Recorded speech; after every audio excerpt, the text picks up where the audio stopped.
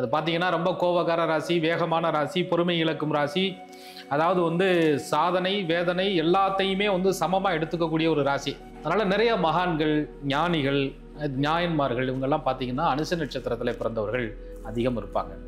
சுத்த ஞானிக்கு மறுபிறப்பு உண்டு அப்படின்னு ஞானிகள் சொல்ற மாதிரி இவங்க அந்த விட்ட குறைய தொடர்வதற்காக இந்த நட்சத்திரத்திலே பிறந்து அந்த முக்தி நிலையை இவங்க எட்டுவாங்க. கருவிலேயே கலைஞ்சிருக்கலாமே அப்படின்னு நினைக்கக்கூடிய அளவுக்கு அனுச நட்சத்திரத்துல ஒரு மனவேதனை ஒரு திசையில வந்து நிற்கும். அது கொஞ்சம் டஃபா இருக்கும். அதை தாண்டிட்டாங்க அப்படின்னு சொன்னா இந்த நட்சத்திரம் உயரிய நட்சத்திரமாக ஜொலிக்கும். நட்சத்திரத்தில் பிறந்தவர்கள் வாழ்க்கையில் பெரிய சாதனையாளர்களாக ஜொலிப்பார்கள். ஆனா இந்த ஒரு ஸ்ட்ரகிளை அவங்க சந்திச்சு தான் ஒரு உச்சத்தை நோக்கி போவாங்க. தான் கொண்ட கொள்கையில நான் என்னவாக போறேங்கிற விஷயத்துல உறுதியா இருக்கக்கூடிய ஒரு நட்சத்திரம் என்பது அனுச நட்சத்திரம். அனுச நட்சத்திரத்தில் பிறந்தவர்கள் தன் வாழ்க்கையின் ரகசியத்தை இளமையிலேயே உணர்ந்த ஞானிகளாக மாறி விடுவார்கள்.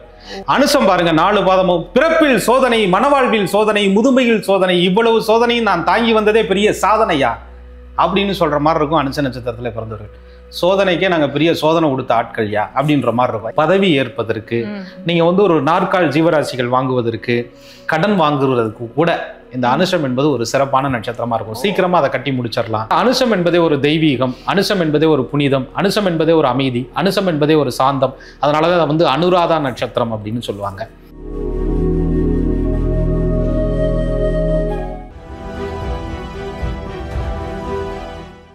நேயர்களுக்கு வணக்கம். தொடர்ச்சியா நட்சத்திர சீரிஸ் பார்த்துட்டு இருக்கோம் இல்லையா? கேட்டை நட்சத்திரம் வரைக்கும் பார்த்துருக்கோம். இப்போ இந்த எபிசோட்ல அனுஷ நட்சத்திரம், அனுஷ நட்சத்திரத்துல பிறந்தவங்களுடைய குணாதிசயங்கள், இவங்களுடைய வாழ்க்கை எப்படி இருக்கும், இவங்களுடைய பிறப்பின் ரகசியம் என்ன அப்படின்னு நம்ம தெரிஞ்சுக்க போறோம். புலிப்பாணி சித்தர் வழி ஜோதிடர் இவருடைய கணிப்புல அனுஷ நட்சத்திரத்துல பிறந்தவங்களுடைய குணாதிசயங்கள், இவங்களுடைய பிறப்பின் ரகசியம் நம்ம தெரிஞ்சுக்கலாம். வாங்க. வணக்கம் சார். வணக்கம். குரு வாழ்க, குருவே துணை. அனுஷம், இந்த அனுஷம் நட்சத்திரத்தினுடைய சிறப்புகளை பத்தி சொல்லுங்க, இவங்களுடைய குணாதிசயங்களை பத்தி சொல்லுங்க சார். அனுஷ நட்சத்திரத்திற்கு வந்து பல்வேறு சிறப்புகள் இருக்கு. அதுல இந்த அனுஷ நட்சத்திரம் முதல்ல எந்த ராசியில இருக்கு அப்படின்னு பார்த்தோம்னா அந்த ராசியையும் வைத்து தான் அந்த குணங்களை வந்து நம்ம சொல்ல முடியும். இதுல கூடுதலா அந்த அனுஷ நட்சத்திரத்துல பாதம் 1, 2, 3, 4 பாதங்களுமே விருச்சிக ராசியில இருக்கக்கூடிய ஒரு உடைபடாத நட்சத்திரம். அப்போ ஒவ்வொரு பாதத்திற்கும் நவாம்சத்தினுடைய நிலை மாறும்போது அந்த குணத்துல சின்ன வேறுபாடுகள் இருக்கும். அதனால இருக்கிற வீடு, அந்த உடைபடாத நட்சத்திரத்தினுடைய தன்மை, இது வந்து அவர்களை முழுமையா ஆளுமை செலுத்தும். அந்த அடிப்படையில காலச்சக்கரத்திற்கு 8வது ராசி என்று சொல்லக்கூடிய விருச்சிக ராசி, அது பார்த்தீங்கன்னா ரொம்ப கோபக்கார ராசி, வேகமான ராசி, பொறுமை இழக்கும் ராசி. அதாவது வந்து சாதனை வேதனை எல்லாத்தையுமே வந்து சமமா எடுத்துக்கக்கூடிய ஒரு ராசி. ரொம்ப பெரிய சாதனைகளை பண்ணினாலும் சரி, என்ன பண்ணிட்டோம் வாழ்க்கையில், அடுத்த கட்டத்துக்கு போகணும் அப்படின்னு நினைக்கக்கூடிய ஒரு ராசி. வேதனையை அதிகமாக அனுபவிச்சிட்டாலும் சரி விடு, இது கடந்து போகும் அப்படின்னு நினைக்கக்கூடிய ஒரு ராசி. ஆனால் இவ்வளவு கோபம், இவ்வளவு அந்த ஒரு செவ்வாய்க்கு உண்டான ஒரு போர், ஒரு எதையுமே வந்து சவாலாக எதிர்கொள்கிற திறன், அதெல்லாம் இருக்கக்கூடிய ஒரு ராசியில் இந்த அனுச நட்சத்திரம் போய் ரொம்ப சாஃப்டாக இருக்கிறதுங்கிறது பெரிய அதிசயத்திலும் அதிசயமாக எடுத்துக்கலாம். அப்படி பார்த்தீங்கன்னா அது ஏன் அப்படி சாஃப்டாக இருக்குது அப்படின்னு பார்க்கும்போது தேவகண நட்சத்திரமாக இந்த அனுச நட்சத்திரத்தை சொல்லப்படுது. அதனால நிறைய மகான்கள், ஞானிகள், ஞாயன்மார்கள் இவங்கெல்லாம் பார்த்தீங்கன்னா அனுச நட்சத்திரத்தில் பிறந்தவர்கள் அதிகம் இருப்பாங்க. இவங்கள்ட்ட கோபம் இருக்கும். ஆனால் அந்த கோபத்தை வந்து எதிராளி வந்து மனசு நோகக்கூடாது அப்படின்னு சொல்லிட்டு அந்த கோபத்தை வந்து கொஞ்சம் அடக்கி வச்சிருப்பாங்க. கோபத்தை வந்து வெளிப்படுத்துறது அப்படின்றது உடனே வெளிப்படுத்த தெரியாது. ஆனால் மனசுக்குள்ள அந்த கோபத்தை கரைக்கிறதுக்கு பல நேரம் அவங்க உடம்பை போட்டு மனசை போட்டு ரொம்ப சித்திரவதைப்படுத்துவாங்க. அதுக்கு கோபத்தையே காமிச்சிருக்கலாமே அப்படின்ற அளவுக்கு ஒரு வேதனைப்படுவாங்க. அதே நேரத்தில் இவங்க பல்வேறு சோதனைகளை சந்திச்சு தான் வாழ்க்கையில் ஒரு நிலைக்கு வருவாங்க. ஏன்னா ஆயுள் காரகன் என்று சொல்லக்கூடிய சனி பகவானுடைய நட்சத்திரத்தில் பிறந்தவங்க. சனி பகவானை வச்சு தான் ஒருத்தருடைய கர்மஸ்தானம், தொழில் ஸ்தானம், ஆயுள் பலத்தை பற்றி பேசுகிறோம். அப்போ ஒரு மனிதன் பிறந்து ஒரு ஆளாக வந்து இன்னைக்கு நின்று ஒரு நிலைநிறுத்தக்கூடிய ஒரு அமைப்புக்கு முக்கியமாக யோகங்கள் இதெல்லாம் அப்பாற்பட்டு ஆயுளுக்கான யோகம் ஜாதக கட்டத்திலே வலுவா இருக்கா அப்படின்னு பார்க்கும்போது இந்த சனி பகவானுடைய நிலையை வைத்து தான் ஒரு ஜாதகத்தில் ஆயுள் கணிதம் பண்ணுவோம். 8ஆம் இடத்தை வைத்து ஆயுள் கணிதம் பண்ணுவோம். அப்படி இவர்களுக்கு 8ஆம் இடத்திலேயே இருக்கக்கூடிய இந்த சனி பகவானுடைய நட்சத்திரத்துல பிறந்ததுனால ஒவ்வொருத்தரும் எதையோ சமாளிச்சு வந்திருப்பாங்க, சவால்களை எதிர்கொண்டு இருப்பாங்க. ஆனா இந்த உடம்பையும் இந்த மனசையும் காப்பாத்திக்கிறதுக்கு அனுச நட்சத்திரக்காரர்கள் போராடி இன்னைக்கு ஒரு ஆயுளோட இருக்கிறாங்க. அந்த ஆயிலையே வென்று வந்திருக்கிறாங்க. யமதர்மராஜனுக்கே டஃப் கொடுத்துருக்குறாங்க அப்படின்னு சொல்றதே அனுசத்தினுடைய ஒரு பெருமைன்னு எடுத்துக்கலாம். ஏன்னா அவ்வளவு ஆயுளுக்கே போராட வேண்டிய ஒரு நிர்பந்தம், அவ்வளவு அழுத்தங்கள் சின்ன வயசுல, மனக்குழப்பங்கள். ஏன்னா அது வந்து சனி பகவானுடைய நட்சத்திரங்கிறதுனால முன்ஜென்ம விட்ட குறை தொட்ட குறை. நீங்க நல்ல செயல்களை செய்து பாதியில விட்டுட்டு வந்திருந்தாலும் நீ போய் இதை செய்ய. உதாரணத்துக்கு ஒரு சோசியல் சர்வீஸ், ஒரு பொது வாழ்க்கையில இருந்திருக்கிறீங்க, ஒரு பொது சேவை பண்ணியிருக்கிறீங்க, ஒரு ஆன்மீகவாதியா இருந்திருக்கிறீங்க, ஒரு துறவியா போயிருக்கிறீங்க அப்படின்னு சொல்லும்போது சுத்த ஞானிக்கு மறுபிறப்பு உண்டு அப்படின்னு ஞானிகள் சொல்ற மாதிரி இவங்க அந்த விட்ட குறைய தொடர்வதற்காக இந்த நட்சத்திரத்திலே பிறந்து அந்த முக்தி நிலையை இவங்க எட்டுவாங்க. அதே நேரத்துல நிறைய வந்து பூர்வ ஜென்மத்துல மனைவிக்கு செய்ய வேண்டிய கடமை, கணவனுக்கு செய்ய வேண்டிய கடமை, குழந்தைகளுக்கு செய்யக்கூடிய கடமை, இதெல்லாம் நம்ம சரிவர செய்யாம பாதியில விட்டுட்டோம் அப்படின்னு சொன்னா மிச்சம் பாதி எப்படியோ பிடிச்சி கண்ணி பொண்ணு அப்படின்னு சொல்ற மாதிரி அந்த பாதியில இருந்து வாழ்க்கை ஆரம்பிக்கிற மாதிரி இந்த அனுச நட்சத்திரத்துல பிறப்பாங்க. ஏன் அப்படின்னு சொன்னா மத்தியம வயதுல ஒருத்தர் வருவார், ரொம்ப ஒரு முக்கியமான ஒரு ஆள். அவருடைய தசை நடக்கும்போது இந்த பிறப்பினுடைய ரகசியம் என்ன, நம்ம ஏன் பிறந்தோம் அப்படின்னு சொல்லக்கூடிய ஒரு மனநிலை இவர்களுக்கு வரும்.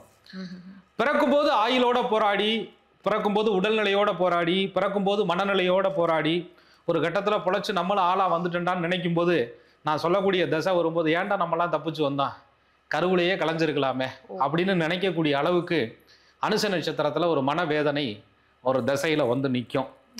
அது கொஞ்சம் டஃப்பா இருக்கும். அதை தாண்டிட்டாங்க அப்படின்னு சொன்னா இந்த நட்சத்திரம் உயரிய நட்சத்திரமாக ஜொலிக்கும். இந்த நட்சத்திரத்தில் பிறந்தவர்கள் வாழ்க்கையில் பெரிய சாதனையாளர்களாக ஜொலிப்பார்கள். ஆனா இந்த ஒரு ஸ்ட்ரகிளை அவங்க சந்திச்சு தான் ஒரு உச்சத்தை நோக்கி போவாங்க. ஏன்னா சனியே தாமதப்படுத்துற கிரகம், தடைகளை உண்டு பண்ற கிரகம், சோதிக்கக்கூடிய கிரகம், வாசல் வரையும் கூட்டிட்டு போயிட்டு உனக்கு இல்லப்பா அப்படின்னு சொல்லக்கூடிய கிரகம். அனுச நட்சத்திரத்தில் பிறந்தவர்கள் ஒரு விஷயத்தை போராடி ஜெயித்து வெற்றி பெற்று அதை அனுபவிக்க போகும்போது கையில இருந்து அது இன்னொருத்தருக்கு பயன்படும் விதமா போயிடுறது. அந்த நிலை அவர்கள் வந்து நிறைய தடைகளை சந்தித்து தான் வாழ்க்கையில ஒரு வெற்றியை தொடுவாங்க அப்படிங்கிறது நட்சத்திரத்தினுடைய ஒரு சிறப்பு.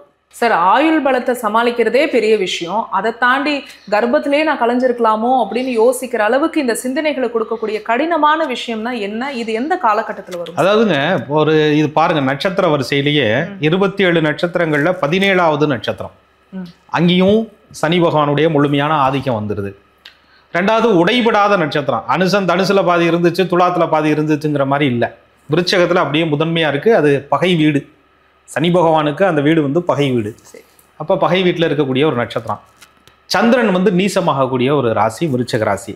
இதுல சுய ஜாதகத்துல இந்த சந்திர பகவான் வந்து நீச பங்கம் என்ற நிலையை பெறலை. அதாவது வீடு கொடுத்த செவ்வாய் வலுவா இல்லை, அல்லது அந்த சந்திரனுக்கு சுபகிரக பார்வை இல்லை, அல்லது அந்த நட்சத்திரநாதன் சனி பகவான் வலுவா இல்லை அப்படின்னு சொல்லும்போது படிக்கிறது, பாசத்துக்காக இயங்குறது, சொந்த பந்தங்களோட இருக்கிறது, எல்லாத்துக்குமே ஒரு மனிதன் பெரிய கண்டங்களை எல்லாம் தப்பிச்சு தனிமையாவே போராடி அது ஆணோ பெண்ணோ வந்து அதுக்கப்புறம் எனக்கான பாதை இதுதான், எனக்கான வழி இதுதான் அப்படின்னு சொல்லி உன்னை தேர்வு பண்ணி அந்த சின்ன வயசுல டைவர்ட் ஆகிடாம தான் மனசுக்கு வரக்கூடிய ஆசாபாசங்கள் எல்லாத்தையும் கண்ட்ரோல் பண்ணி கட்டுப்படுத்தி புத்தகமே எனக்கு ஒரு காதல் அப்படின்னு நினச்சி, எனக்கு வந்து இந்த படிப்பே எனக்கு சோறு போடும் அப்படின்னு நினச்சி, நான் பார்க்குற தொழிலே எனக்கு வந்து முதுமையில் வந்து துணை நிற்கும் அப்படின்னு நினச்சி ஒரு மெக்கானிக் ஷாப்பில் விட்டால் கூட அதை முழுமையாக கற்றுக்கிட்டு அதை வந்து ரொம்ப நேர்த்தியாக செய்கிறதும், இசைகளில் மேலே ரொம்ப ஆர்வம் இருந்து சின்ன வயசுல ஏதோ ஒரு துறையை தனக்காக தேர்ந்தெடுத்து அதை வந்து முழுமையாக நேர்த்தியாக செய்து முடிக்கிறதும், அதே போல் படிப்பில் கூட ஒரு உயரிய எண்ணத்தோடு படிக்கிறதும், நான் இதுவாக போறேன் அப்படிங்கிற லட்சியத்தோட. ஏன்னா விருச்சிக ராசி அனுச நட்சத்திரத்தில் பிறந்தவர்களுக்கு 4 பாதங்களில் பிறந்தவர்களுக்கும் வைராக்கிய குணம் ஜாஸ்தியாக இருக்கும். தான் கொண்ட கொள்கையில நான் என்னவாக போறேங்கிற விஷயத்துல உறுதியா இருக்கக்கூடிய ஒரு நட்சத்திரம் என்பது அனுச நட்சத்திரம். அப்ப அந்த சனி பகவானுடைய சோதனைகளை சந்திச்சு புதனுடைய அந்த எல்லா விஷயங்களையும், ஏன்னா புதன் கலைகள் இல்லையா, எல்லாத்தையும் கத்துக்கிட்டு வாழ்க்கையில எனக்கு அப்ளை பண்ணலாம் அப்படின்னு நினைக்கும் போது இது ஒரு அனுச நட்சத்திரம் பாதத்தை பொறுத்து சனி பகவான் ஒரு 19 ஒரு 10ன்னு வச்சுக்கோங்க, புதன் ஒரு 17ன்னு வச்சுக்கோங்க, 27 சம்திங் அல்லது 25 அல்லது ஒரு 30, இந்த 40க்குள்ள எப்படி வச்சாலும் முழுமையா நீங்க வச்சாங்க கூட 19 17 36 அந்த மத்தியம வயசுல வந்து கேது பகவானுடைய தசை வரும். இவங்க பட்ட உழைப்பு, கஷ்டம், பட்ட பாடு, கத்துக்கிட்ட விஷயம் எல்லாத்தையும் பயன்படுத்த முடியாத ஒரு நிர்பந்தமான ஒரு சூழ்நிலைக்கு அந்த கேது திசை கொண்டு போய் தள்ளும். ஏன்னா 8ஆம் இடங்கிற ரகசியங்கள், ஒரு மனிதன் எப்ப நிம்மதியற்று போயிடுவான்னு கேட்டீங்கன்னா, தன்னுடைய ரகசியம் தெரிஞ்சாலும் சரி, பிறருடைய ரகசியங்கள் தெரிந்தாலும் சரி, அவங்க வாழ்க்கையில நிம்மதி இருக்காது. அனுச நட்சத்திரத்துல பிறந்தவர்கள் தன் வாழ்க்கையின் ரகசியத்தை இளமையிலேயே உணர்ந்த ஞானிகளாக மாறி விடுவார்கள். எல்லாருக்கும் வழி செல்லக்கூடிய, எல்லாருக்கும் பாதைகளை வகுத்து கொடுக்கக்கூடிய, எல்லாருடைய பிரச்சனையும் தீர்க்கக்கூடிய, எல்லோருக்கும் புத்தி சொல்லக்கூடிய, எல்லோருக்கும் ஒரு அட்வைசராக இருக்கக்கூடிய அனுச நட்சத்திரக்காரர்கள் தனக்கான அட்வைஸையோ, தனக்கான விஷயத்தையோ, தனக்கான நிம்மதியையோ யார்கிட்டையும் கேட்டு பெற முடியாதுங்கிறது தான் சாபமே. அந்த அனுசம் 8வது வீட்டில் இருக்கக்கூடிய காலச்சக்கரத்திற்கு 8வது வீட்டில் அனுச நட்சத்திரம் இருப்பதனால தனக்கு ஒரு பிரச்சனை வர்றது அவமானமாக நினைப்பார்கள். எல்லாரும் பிரச்சனை வர்றது அவமானமாக தானே நினைப்பாங்க. அனுசம் மட்டும் என்ன ஸ்பெஷலா அப்படின்னு கேட்டா, அனுஷம் வந்து மிருகத்துல பெண் மான் அப்படின்னு சொல்லப்படுது. யாரையும் பழி எடுத்து பழக்கம் இல்லை, பழி கொடுத்து தான் பழக்கம் அப்படின்னு பேர். சிங்கத்தை அடித்து பழக்கம் இல்லை, சிங்கத்தின் வாயில் சிக்கிதான் பழக்கம் அப்படின்ன மாதிரி. அதாவது இவர்களுடைய வீரம், இவர்களுடைய கோபம், இவர்களுடைய வெறுப்பு, இவர்களுடைய தன்னம்பிக்கை, எல்லோரும் எப்ப பார்த்தாலும் இவர்களை அடக்கி ஆள்ற மாதிரி ஒரு குணத்தை அடுத்தவர்கள் செலுத்தும் போது மட்டும்தான் அந்த ஒரிஜினாலிட்டி அப்படின்னு சொல்லக்கூடிய அந்த விருச்சக ராசியில இருக்கக்கூடிய அந்த குணம், அப்பதான் செவ்வாய் வந்து இவர்களை பூஸ்டப் பண்ணுவார். போதும், அமைதியா இருந்தது போதும், கஷ்டப்பட்டது போதும், இன்னொருத்தருக்கு இறையாக இருந்தது போதும், நீ இறைவனாக மாறு அப்படின்னு சொல்லக்கூடிய நிலையை செவ்வாய் கொடுப்பார். அந்த செவ்வாய் எங்கேயாவது பங்கப்பட்டு போயிட்டாரு அப்படின்னு சொன்னா பாவங்க. விருச்சக மனுஷத்திலே பிறந்தவர்கள் வாழ்க்கை முழுவதுமே அந்த கேது திசையில் ரொம்ப கண்ணீர் வடிக்கிறதும், கஷ்டப்படுறதும், தனிமையோடு இருக்கிறதும், தான் எடுத்த முடிவே தனக்கு வினையாக மாறினதும், அல்லது தன்னை சுற்றி நடக்கிற சம்பவங்கள் தன் மனசுக்கு இதமாக இல்லாததும், தான் புத்தக படிப்பை கொண்டு போய் தன்னுடைய புத்தகங்கள் எல்லாம் கண்ணில் வச்சுட்டு அழகு பார்த்துட்டு லைப்ரரியில் போய் உட்காந்து கொஞ்சம் நேரம் புத்தகம் படிக்கலாமே நினைக்கும் போது புத்தகத்தை திறந்த உடனே கண்ணீர் தண்ணி தான் பேப்பரில் படுமே தவிர அதில் இருக்க கருத்துக்கள் மனசில் பதியாது. அந்த மாதிரி ஒரு கவலையை ஆட்படுத்தக்கூடிய ஒரு தசா வந்து கேது திசை வரும். இதை நான் தசாபுத்தி பலன்கள்ல ரொம்ப விரிவா சொல்லலாம் அப்படின்னு இருக்கும். ஏன்னா இதுல தசாபுத்தியை சொல்லிட்டோம்னா இந்த நட்சத்திரத்தினுடைய சிறப்புகள் என்ன அப்படிங்கிறது தெரியாம போயிடும். புரியுது சார். இவ்வளவு பிரச்சனைகளை கடந்து வரக்கூடிய இந்த அனுஷ நட்சத்திரத்துல பிறந்தவங்களுடைய வாழ்க்கை எப்படி இருக்கும்? அதாவது வாழ்க்கைங்கிறது என்னங்க? பிறப்பு, மன வாழ்க்கை, முதுமை, இப்படி பிரிச்சுக்கிறோம்னு வச்சுக்கோங்க. அனுசம் பாருங்க, 4 பாதமும் பிறப்பில் சோதனை, மனவாழ்வில் சோதனை, முதுமையில் சோதனை, இவ்வளவு சோதனையும் நான் தாங்கி வந்ததே பெரிய சாதனையா அப்படின்னு சொல்ற மாதிரி இருக்கும். அனுச நட்சத்திரத்துல பிறந்தவர்கள் சோதனைக்கே நாங்கள் பெரிய சோதனை கொடுத்த ஆட்கள்யா அப்படின்ற மாதிரி இருக்கும். ஏன்னா அந்த இளமையிலேயே சொல்லுவாங்க, இளமையில் ஞானமும் முதுமையில் கல்வியும் பயனற்றவை. இளமையில ரொம்ப ஞானம் வந்தாலும் வாழ்க்கையை வாழ முடியாது. முதுமையில நான் கல்வி இருக்கிறேன்னு சொன்னாலும் இன்னொருத்தருக்கு நீங்க வந்து டெடிகேட் பண்ணிட்டு போலாமே தவிர உங்க லைஃபுக்கு நீங்க அதை பயன்படுத்த முடியாது. அப்படிங்கிற மாதிரி இந்த அனுச நட்சத்திரக்காரர்கள் வந்து ரொம்ப கஷ்டப்பட்டு வந்துட்டு, ஆனா இந்த கஷ்டத்தை எல்லாம் ஒரு மெருகேற்றக்கூடிய ஒரு விதமாக, ஒரு யோகம் கொடுக்கக்கூடிய விதமாக சொல்றாங்கல்ல, அந்த மகாலட்சுமியினுடைய பூரண அருள் பெற்ற அனுச நட்சத்திரக்காரர்கள் அந்த சுக்கிரனுடைய திசைய அந்த மகாலட்சுமியை வந்து வீட்டுல உட்கார்ந்த மாதிரி அவர்களுக்கு சரியான வயசுல அந்த ஒரு 40க்கு மேல சுக்கிர திசை ஒரு நல்ல பவர்ஃபுல்லா இருந்து தசாபலனை நடத்துச்சுன்னு சொன்னா இந்த சின்ன வயசுல பட்ட கஷ்டமெல்லாம் அந்த சுக்கிரனுடைய திசையில அப்படியே மிகப்பெரிய ஒரு உச்சத்தை தொடக்கூடிய ஒரு அமைப்புல கொண்டுட்டு வந்து உட்கார வச்சிரும். அது எப்போ சுக்கிர திசை ஆரம்பிக்குதுங்கிறத நம்ம பார்த்துக்கணும். உதாரணத்துக்கு இப்போ அனுச நட்சத்திரம் 4ஆம் பாதத்தில் பிறந்திருக்காங்கன்னா சனி திசை ரொம்ப கம்மியான வருஷம் முடிஞ்சு, புதன் திசை 17 வருஷம் முடிஞ்சு, பின்ன கேது திசை 7 வருஷம் முடிஞ்சோடனே சின்ன வயசுலேயே சுக்கிர திசை வரும். அது கொண்டு போய் காதல், சமாச்சாரம், ஒரு மாதிரி சிக்கல்கள்லையும் ஆட்படுத்திடும். முன்பத்தில் நெகட்டிவா இருக்கும்போது, ராகு செவ்வாய் போன்ற கிரக சம்பந்தங்கள் பெறும்போது நல்ல அமைப்புகள்ல இருக்குது அப்படின்னு சொன்னா அதுலேயும் நிதானமாக இருந்து அதை வந்து ஒரு பெரிய ஒரு சோதனையை சாதனையா மாற்றக்கூடிய ஒரு அமைப்புக்கு நீங்க சொல்ற மாதிரி அந்த சுக்கிரன் திசையை அவர்கள் கொண்டுட்டு வரும். அந்த சுக்கிரன் எந்த பருவத்துல வருதுங்க, அது எப்படி இருக்கும், அது எந்த லக்னத்துக்கு சாதகமா இருக்குங்கிறத தசாபுத்தியில நம்ம தெளிவா பார்த்துடலாம். நிச்சயமா. Okay sir. அதே மாதிரி இந்த அனுஷ நட்சத்திரத்துல நிறைய மகான்கள் பிறந்திருக்காங்க அப்படின்னு சொன்னீங்க. எங்களுக்கெல்லாம் தெரிஞ்ச மகான் யாராச்சும் இந்த அனுஷ நட்சத்திரத்துல பிறந்திருக்காங்களா? நிச்சயமா. அனுஷ நட்சத்திரத்தில் பிறந்த ஒவ்வொருவருமே அவர்கள் மனதிற்குள் மகானாக இருப்பார்கள். ஏன்னா நிறைய விஷயங்கள் அவங்களுக்கு வந்து அமானுஷ்யங்கள்லாம் புரிஞ்சிருது. ஃபியூச்சர்ல என்ன நடக்க போகுது, தன்னை சுற்றி என்ன நிகழப்போகுது, ஆனால் தடுக்க முடியல, பட் புரியும். அப்போ அவங்க வந்து அந்த விருட்சகத்திற்கு பூர்வ புண்ணிய ராசி அப்படின்னு சொல்லக்கூடிய 5ஆம் இடமா வருவது மீனமாக வரும். அந்த குருவோட பிளெஸிங் இவர்களுக்கு இருக்கும். அப்போ பார்த்தீங்கன்னு சொன்னால் ஒவ்வொருத்தருக்கும் ஒவ்வொரு இஷ்டமாக குருவை நம்ம தேர்வு பண்ணுவோம். குருவே வந்து உங்களை தேர்வு பண்ணுனா எப்படி இருக்கும் அப்படின்றதான் அனுசம். ஏன்னா அது வந்து சமநோக்கு நாளில் வரக்கூடிய ஒரு நட்சத்திரம். நீங்கள் மந்திரங்கள் ஜெபிப்பதற்கு, பதவி ஏற்பதற்கு, நீங்கள் வந்து ஒரு நாற்கால் ஜீவராசிகள் வாங்குவதற்கு, கடன் வாங்குவதற்கு கூட இந்த அனுஷம் என்பது ஒரு சிறப்பான நட்சத்திரமா இருக்கும். சீக்கிரமா அதை கட்டி முடிச்சிடலாம். இந்த மாதிரி ஒரு அமைப்புகள்லாம் அனுஷத்திலே பிறந்தவர்களுக்கு கொடுக்கக்கூடிய ஒரு பாக்கியம். அந்த இடத்துல குரு கிடைக்குமா, அவை அருள் கிடைக்குமான்னு பக்தர்கள் எல்லாம் பாடக்கூடிய அந்த காஞ்சி மகா பெரியவர் பிறந்தது அனுஷ நட்சத்திரம்னு சொல்றாங்க. அதே மாதிரி வால்மீகின்னு சொல்றோம் இல்லையா, அவர் பிறந்ததும் இந்த அனுச நட்சத்திரம் அப்படின்னு சொல்றாங்க. அப்ப அனுச நட்சத்திரத்துல பாருங்க, அந்த பொறுமை, நிதானம், ஆன்மீகம், உன்னத நிலை, அமைதி, அன்பு, பாசம், பரிசுத்த நிலை, இது எல்லாமே கொடுக்கக்கூடியது இந்த அனுச நட்சத்திரம். அதனால அனுசம் என்பதே ஒரு தெய்வீகம், அனுசம் என்பதே ஒரு புனிதம், அனுசம் என்பதே ஒரு அமைதி, அனுசம் என்பதே ஒரு சாந்தம். அதனாலதான் வந்து அனுராதா நட்சத்திரம் அப்படின்னு சொல்லுவாங்க.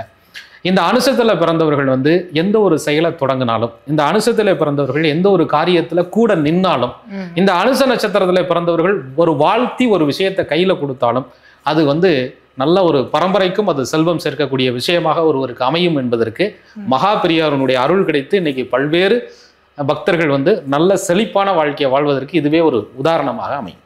சரி சரி, இந்த அனுஷ நட்சத்திரத்துல பிறந்தவங்களுக்கு எந்த துறை உங்களுக்கு அமையும்? நிச்சயமா நான் இதை ஒரு 3 பார்ட்டா பிரிச்சுக்கிறேன். ஒரு ஜாதகத்தை கொடுக்கும்போது பார்த்தீங்கன்னா, இவர்கள் விருச்சக ராசியில தான் பிறப்பாங்க. அனுச நட்சத்திரத்துல 4 பாதம் பிறந்தவங்க. ராசிக்கு 10ஆம் அதிபதி யாரு? சூரியனா வருவார், சிம்மமா வரும். சிம்மங்கிறதே வந்து என்ன? அரசு, அரசாங்கம், பவர்ஃபுல்லான பொசிஷன், உயர்ந்த நிலையை எட்டுவது, எந்த வேலையை செய்தாலும் அதில் தலைமை பண்போடு ஒரு லீடர்ஷிப்பை மெயின்டைன் பண்ணுவது, சாதாரண வேலைக்கு போனால் கூட சீக்கிரமாக அந்த இடத்த வந்து உச்சத்தை தொடுவது, இது 10ஆம் இடமா வந்துடுது.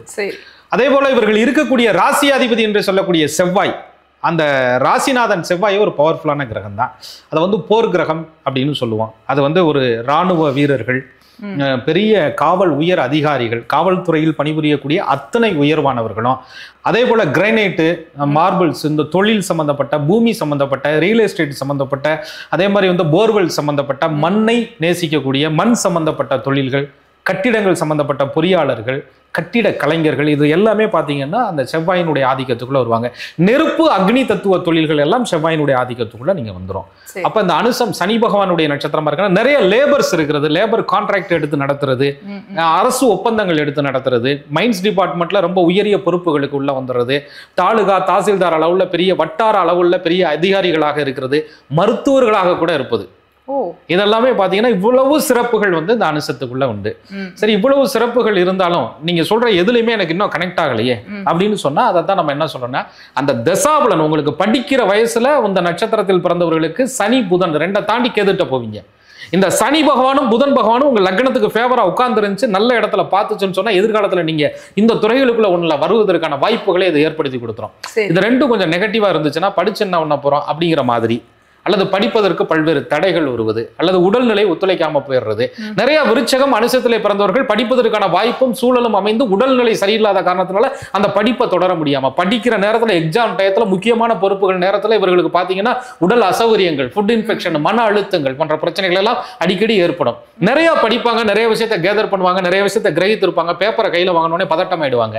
காரணம் என்ன அப்படின்னா, சந்திரன் நீசமாகக்கூடிய ஒரு அமைப்பு இவர்களுக்கு அந்த விருச்சகத்துல இருப்பதனால முன்கோபமும் படபடப்பும் பின்பலனை கெடுக்கும், தயக்கமே பாதி தோல்வி அப்படிங்கிறத அனுச நட்சத்திரத்துக்கு சொல்லலாம்.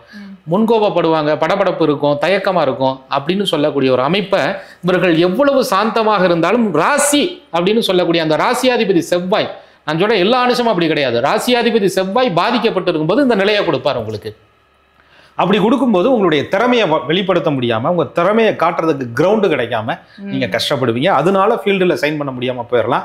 ஆனா அதே நேரத்தில் ஒரு டேர்னிங் பாயிண்டா எல்லாருக்குமே இறைவன் வச்சிருப்பார். ஏன்னா சனி பகவானுடைய நட்சத்திரத்திலே அனுச நட்சத்திரக்காரர்கள் பிறந்திருப்பதால், சாரநாதன் சனி பகவானாக இருப்பதால், என் நட்சத்திரத்துல நீ பிறந்த, உன்னை காப்பாற்ற வேண்டியது என்னுடைய கடமை என்ற நிலையிலே சனி பகவான் யோகமான அமைப்புகளில் இருந்து நல்ல லக்னத்திற்கு யோகாதிபதியாக இருந்தால் சோதித்ததுக்கு அப்புறமும் அனுச நட்சத்திரக்காரர்களை வாழ்வில் உன்னத நிலைக்கு கொண்டுட்டு வந்தே தீருவார். அதுல எந்தவித மாற்றமும் இருக்காது. அந்த உன்னத நிலை டர்னிங் பாயிண்ட் இவங்க லைஃப்ல எந்த வயதுல எந்த தசையில நடக்கும்? சுக்கிர திசையில இருந்து ஆரம்பிக்கும். சுக்கிர திசையை 2ஆ பிரிச்சுக்கணும். 20 வருஷம் முன்பத்து பின்பத்துன்னு வச்சுக்கோங்க. அந்த சுக்கிர திசையில சுக்கிரன்ல சுக்கிர புத்தி, சூரியன், சந்திரன், செவ்வாய், ராகு ஒரு பார்ட், குரு, சனி, புதன், கேது ஒரு பார்ட். இந்த ராகுட்ட இருந்து அப்படியே ஒரு பிரியும், இந்த சுக்கிர திசை பிரியும். பிரிஞ்சுட்டு அப்படியே அந்த சுக்கிரன் தூக்கி ஒரு பொசிஷனை கொடுக்கும். அந்த வாய்ப்பு மட்டும் அனுச நட்சத்திரத்துக்கு கரெக்டா கிடைச்சிருச்சு அப்படின்னு சொன்னா, மந்திரி சபையே கலந்தாலும் இவர்கள் களைய மாட்டார்கள், அரசாங்கமே கலைந்தாலும் இவர்கள் களைய மாட்டார்கள், அரசையே ஆட்டி படைக்கக்கூடிய அளவிற்கு உன்னத நிலையை பெறுவார்கள். அதுல விருச்சகம் அனுச நட்சத்திரத்துல பிறந்து சாதாரண குடும்பத்துல பிறந்து இன்னைக்கு நாட்டினுடைய உயர் பொறுப்புல இருந்து அந்த பொறுப்பை கடைசி வரையும் அவர் தான் ராஜாங்கிற மாதிரி இறங்காம ஒருத்தர் இருப்பார். உங்கள் யூகத்திற்கு அதை நீங்க எடுத்துக்கங்க. அது விருச்சகம் அனுசம். சிறப்பு. சரி, இவங்க சின்ன வயசுலயே சனி தசையை சந்திக்கிறதுனால கொஞ்சம் சிரமமா தான் இருக்கும். இப்போ மத்தியம வயசுல இவங்களுடைய இந்த திருமண வாழ்க்கை எப்படி இருக்கும்? ஆண்களா இருந்தாலும் பெண்களா இருந்தாலும் இந்த அன்பு, பாசம், திருமண வாழ்க்கை, குழந்தைகள், இதை பத்தி சொல்லுங்க. நிச்சயமா. அதாவது பொருளாதாரத்தில் எவ்வளோ பெரிய பிரச்சனை வந்தாலும் அந்த விருச்சக மனுஷன் வந்து அதை வந்து சிக்கனமாக வாழ தெரிந்து அதை எப்படியோ ஃபேஸ் பண்ணி அந்த பிரச்சனையை சமாளித்து கடந்து போயிடுவாங்க. சரி. இதே அனுச நட்சத்திரத்தில் நீங்கள் ஒரு மத்தியம பாதம் அப்படின்னு வச்சுக்கோங்க, ஒரு 3-2 பாதத்தில் பிறந்திருக்காங்கன்னா சனி திசை ஒரு 9-10 வயசில் முடியுது, புதன் திசை 17 வருஷம் 27 வயசில் முடியுது அப்படின்னா ஒரு ஆண்களுக்கு ஒரு 27-29 திருமணம் பண்ணலாம் அப்படின்னு அப்போ தான் ஜாதகத்தை எடுக்கும்போது கேது வந்து உட்காந்துருக்கிறாருங்க, உங்களை கெடுக்காமல் விட மாட்டார் அப்படின்னு பார்ப்பாங்க. சார் கேது இனிமேலாம் வந்து உட்காரல, ஏற்கனவே வந்துருச்சு, எனக்கு கல்யாணம் பண்ண நாள்லேருந்து கேது வந்துருச்சு அப்படின்னு சொல்கிற மாதிரியான மனநிலை. பெண்களை பொறுத்தவரையும் இது வந்தது கேதுன்னே தெரியாது போல இருக்கு, நடந்ததுக்கு அப்புறம் தான் தெரியுது கேது அப்படிங்கிற மாதிரியான ஒரு மனநிலை. அதாவது எந்த ஒரு சூழ்நிலையிலையும் எந்த ஒரு சுப நிகழ்வுகளையும் பார்த்தீங்கன்னா ரொம்ப கலகலன்னு சிரித்து 10 பேரோட உட்காந்துருக்கிற மாதிரி இருப்பாங்க, உள்ளுக்குள்ளே மனசு அழுதுகிட்டே இருக்கும். எந்த ஒரு பொது இடத்துலையும் மனசு ரொம்ப கஷ்டப்படுற மாதிரி உட்காந்துருப்பாங்க, ஆனால் உள்ளுக்குள்ளே சிரிச்சுக்கிட்டே இருக்கும். அந்த சிரிப்பு கூட என்ன சொல்லுமா, இந்த துக்கமும் அழுகமும் எனக்கு மட்டும் ஏன் சமமாக வருது, 12 மணி நேரம் நான் சிரிச்சேன்னு சொன்னால் 12 மணி நேரம் ஈக்குவலாக அழுகாமல் எனக்கு நாட்கள் கடந்து போகிறதே இல்லையே. வாழ்க்கையில் மொத்தம் இருக்கக்கூடிய இந்த ஆயுள்ல பாதி நாள் இரவுல போயிடுது, பாதி நாள் வந்து சந்தோஷங்களை போகும்னு சொல்லுவாங்க. எனக்கு 75 நாள் இரவுலையும் அழுகுதான், பகல்லையும் அழுகுதான் அப்படின்ற மாதிரி. இது எதுக்கு நான் ஒரு சோகமாக சொல்கிறேன் அப்படின்னா, கேது திசையில் நீங்கள் எடுக்கக்கூடிய முடிவு, எடுக்க தூண்டப்படக்கூடிய முடிவு, எடுத்த முடிவு, நிர்பந்திக்கப்படக்கூடிய முடிவு, நிர்பந்திக்கப்பட்ட முடிவு, நீங்களா சொந்த கையில் சூனியம் வச்சுக்கிட்ட மாதிரி அந்த கேது டைவர்ட் பண்ணும்போது உங்களுடைய குடும்ப வாழ்க்கையில் நிம்மதியற்ற நிலை. அதான் சொல்லுவார்ல சிவாஜி சார், சிரிக்கிறேன் சிரிக்கிறேன் சிரிப்பு வரல, அழுகிறேன் அழுகிறேன் அழுக வரலைங்கிற மாதிரி, எதுவுமே எனக்கு வரலையா அப்படின்ற மாதிரி அந்த கேது திசையில் ஒரு குழப்பம் வருங்க. அந்த நேரம் பார்த்தீங்கன்னா உடம்பு வந்து ஸ்கின் டிசீஸ், ஒரு தோல் அலர்ஜி பிரச்சனை வர்றது, வயிறு உபாதைகள் வர்றது, பெண்களுக்கு மாதாந்திர பிரச்சனைகள் வர்றது, தூக்கமின்மை, ஹேர் ஃபால் ஆகுறது, நிறைய விஷயங்கள்ல ஸ்ட்ரெஸ் அதிகமாக இருக்கும். அதை கூட நான் ஒவ்வொரு ராசிக்கும் ஸ்ட்ரெஸ்ஸை பற்றியே தனியாக வீடியோ போட்டிருக்கோம். அதில் பார்த்தோம்னா நம்ம தெளிவாக பார்க்கலாம். அந்த மாதிரி அந்த அழுத்தங்களை கொடுக்கக்கூடிய ஒரு பீரியடுன்னு எடுத்துட்டோம்னா கேது திசையை சொல்லலாம். சரி, எப்பவுமே நம்ம வந்து சூட்சும வழிபாடு பற்றி பேசுவோம். ஸோ இந்த காலகட்டத்தை நம்ம எதிர்கொள்றதுக்கு ஏதாவது வழிபாடு? நிச்சயமா. கேது திசை அப்படின்னு சொல்லும்போது அது வருவதற்கு முன்பே நீங்கள் வந்து உங்களுக்கு ஜாதகத்தில் ஆர்வம் இருக்கு, உங்களுக்கு தசாபலன்கள்லாம் பார்க்க முடியுது, உங்களுக்கு லக்னம் தெரிந்திருக்கு அப்படின்னு சொன்னால் எந்த வருடத்தில் இந்த தசை வருது. ஏன்னா ஜாதக கட்டத்தில் ஜனன ஜாதகத்தில் ராசி நவாம்சத்துக்கு கீழாக நீங்கள் பிறந்த சனி மகாதசனுடைய இருப்பு வருடம் இருக்கும். உங்கள் பிறந்த வருஷத்தோடு அதை கனெக்ட் பண்ணிட்டு புதன் முடிச்சு